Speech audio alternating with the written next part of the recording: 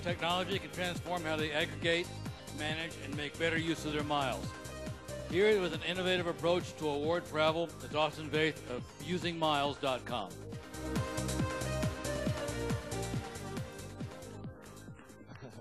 Good afternoon. I want to start, I know everybody here is a lot of industry people, a lot of suppliers, and just for the next couple minutes, I want to show you something that I think will really appeal to you more as frequent travelers, which most of you are. I also want to point out, everybody in this room has a bank account. In fact, you probably have multiple. But you also have hidden bank accounts that you don't know about in the form of frequent flyer programs, or maybe you don't pay quite as much attention to. In fact, statistics show that, on average, the people in this room belong to at least 7 different loyalty programs. And you're not alone. There's 180 million people across the world, 120 million here in the U.S. alone that are all frequent flyers. And across all those accounts, there are about 20 trillion outstanding frequent flyer miles worth an estimated $500 billion. It's the single largest unmanaged asset class in existence, and at the end of 2008, it surpassed the U.S. dollar as the most globally traded currency.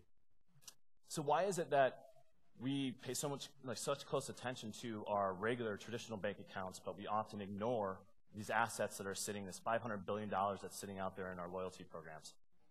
Over the past couple of years, we've had the opportunity to talk to thousands of frequent flyers, and we found that it really came down to 3 core issues. There's actually a pretty long list, but 3 just keep coming up. And in particular, and I'm gonna kind of just jump in the demo and talk about it from there. One, I'm a member of multiple programs. It's nearly impossible for me to keep track of all these different programs. Maybe I'm okay keeping track of 1 or 2, but not all of them for sure, and when they're expiring and all the rules. 2, if I was able to keep track of all these programs, it's really difficult and time-consuming to figure out ways for me to use them to get to the places that I want to go.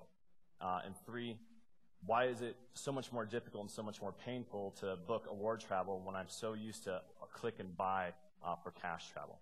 So those are the things we really set out to do there, and to create a tool that really solves all those problems for the frequent flyer.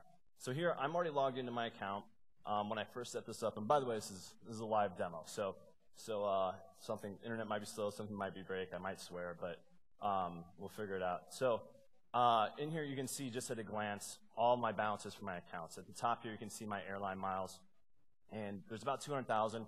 That's actually really low given our current customer base, but I'm on top of them. I redeem them pretty often.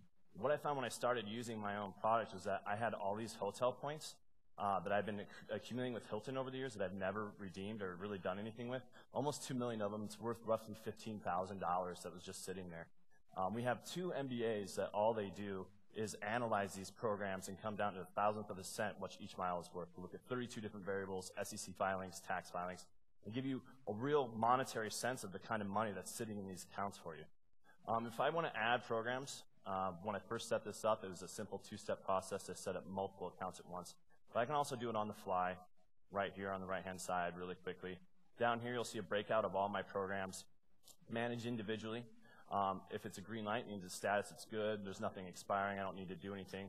I can assign different nicknames to it, so a head of household or an admin in the office can put different names on accounts to tell the difference. Here you can see I'm actually managing 2 different Delta programs. One's my personal, one's my work. I can tell me the status within that program, everything available year to date, and I can really dig into it from there. But this isn't really tremendously new. There's a few other programs out there that are managing miles. We feel we do something a little bit different most of them, but really what's the difference is, what makes us different is in our search capabilities. So here I'm just going to do a quick search. I'll put it out a little bit further so we can hopefully get some decent results. And this is a traditional search box, something you'll see on pretty much every site out there. Not trying to change consumer behavior there at all. But this is where things get a little bit different. Here you're going to see on one side meta search results in cash, the lowest, cheapest fare, just like you would see, say, on a kayak. On the right-hand side, we're simultaneously going out there and looking at all the programs that I'm specifically a member of and seeing if there's a way that I can get you there for free using miles. We display them side by side. And you can see already that the cheapest fare that date came back about $195. I can filter this in a number of different ways. One in particular that's new to us is that capable of searching based on how many miles. So if you're trying to get to that next status, we can filter that for you. Over here on the right, it's gone through all my other programs. And it's found 40 word flights in American, 24 on Delta on one of my accounts. And you can see the difference here that On this one, I have enough bounce to book, so I can go ahead and book it, but on the other, this one here, I do not, so it's telling me I need more miles to book. Found 6 on United and nothing on AirTran. After it completed that process, it uses a proprietary algorithm that then analyzes the value of the miles and what it would cost me to redeem, and compares that to the value of the cash flight, to the $195. It then basically does a simple analysis using this formula here, basically, and says, hey, you know what, the best option for you right now is to use miles because American's doing something here, and the value of those miles is less than what it would cost you in cash. And the reverse would be true if this was $500. It would say, save your miles for later. This is not a good time to redeem. If I don't find any results at all, I can very easily set up an alert here. And this is a pretty powerful tool, especially for those of you that have tried to book for a family of 4 to Orlando or international, can't find anything. We'll go ahead and keep checking that for you so you don't have to make that phone call 300 days in advance and spend hours on the phone. And we'll just email you when something becomes available. And we can also quickly modify and start the search over, go back and do hotels. This works just as well for hotels. An incredible amount of inventory available there. So at the beginning, I know I said a lot of you are in the industry, and I wanted you to think about how this would apply to you as a user. What we just did there took about 15, 20 seconds for that search. That's typically about 4 or 5 hours you would spend going through and checking in with each one of these airlines and making the phone calls and finding out if there's award availability, especially for rare destinations, international and high tourist cities. Beyond that, we also do an incredible amount for the supplier. From the very beginning, we've been really focused on the problems that we can solve for the consumer and how obvious the value proposition was. But we also took some time to go out and meet with all the suppliers and find out how what we were doing could really solve some of the problems that they have with the inefficiencies within their programs. And some of the first things that came up were growth. We want to engage more high-value customers within our loyalty programs. We know what we found is the airlines really know their customers extremely well, but we also know the people that should be a member of their program that they're not really familiar with, and we're able to expose them to that. We also found that the customers we're dealing with are less price sensitive. They're, by tradition, they're business travelers who are out there earning miles, and then they're redeeming those miles for leisure travel. So they're less price sensitive, and what we found was that people were interested in buying tickets that had a higher miles balance, that they're going to earn more and pay it a little bit more because it was on the company card. And so they were less price point sensitive in that area.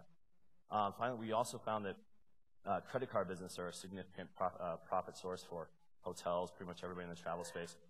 This is an obvious win for us where we could show the user ways that they can increase their mile balances very quickly and get the tickets that they need to go for free. And it's a huge revenue source for the airlines. Something over the past couple of years, as more and more regulation comes into the loyalty markets, we found that airlines and other travel-based businesses that were interested in being able to cash out or remove this liability off their balance sheet to free up cash. And we are able to, through our system, our platform, able to push out awards and let the airlines redeem at a time and place of their choosing of how they want those miles to come back to them. Finally, also a lower cost of distribution.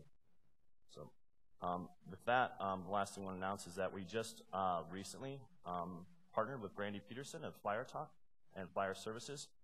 We are going to be powering Mileage Manager and all of their partner airlines and services through that relationship. We're really excited to be able to say that to you, all of you here today. I'm sure very familiar with them.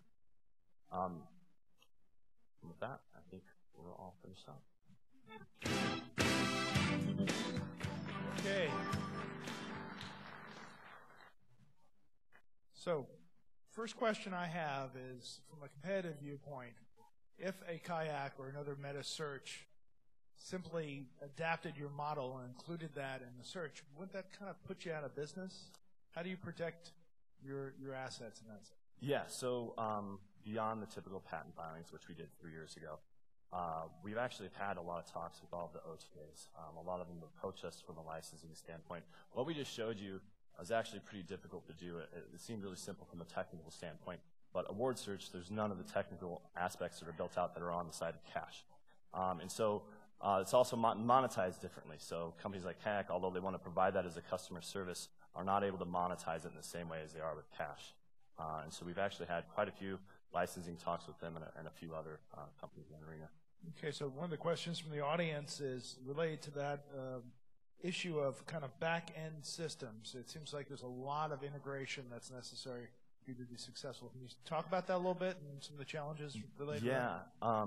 So again, this really relates back to the suppliers looking at all the technical investments they've made for the cash side of the business is obvious because they're getting a return on that. And trying to show how they can get the same kind of return out of the loyalty programs can sometimes be challenging, even though they monetize them extremely well. So what it really comes down to is from supplier to supplier, it varies quite a bit. Some of them have technical systems APIs built out and some don't. And so we've had to build a lot of that custom ourselves. There's a lot of integration involved. Yeah. Okay. Let's move to our questions. I'll just